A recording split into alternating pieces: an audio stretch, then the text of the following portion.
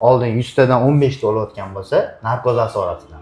Hozirda 100 ming, 200 mingtaga bittagina narkoz asoratidan keyingi o'lim to'g'ri keladi. Bu degani oldingi bilan hozirgini solishtiradigan bo'lsa, 15 ming marotibagacha осложнение kamaygan. Xirurgik tomondan bundan ham nima desa bo'ladi? U ham ko'rsatkichlar ancha oldingiga qaraganda yuqorilab ketgan.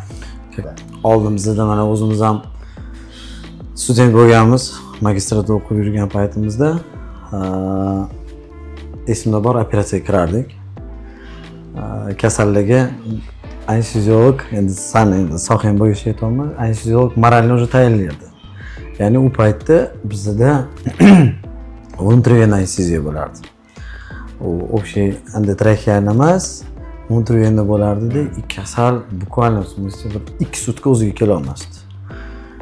То есть bizga u holatda oddiy holat bo'lardi, ya'ni operatsiyadan olib chiqib o'tganda, qo'pol qilib aytganda, endi hozir Xudoga shukr kulib gapiramiz, sababi uvlab, baqir-chaqir qilib o'zidan endi keladi, oddiy bola keladi, misol uchun muloyimgina keladigan operatsiyadan keyin sher bo'lib ketadi-yu. Baqir-chaqir qilib, shunaqa qilib, keyin u holati normal edi, uydagilar ham normal qarashardi. Lekin yaxshi, Xudoga shukr, hozirgi 21-asrda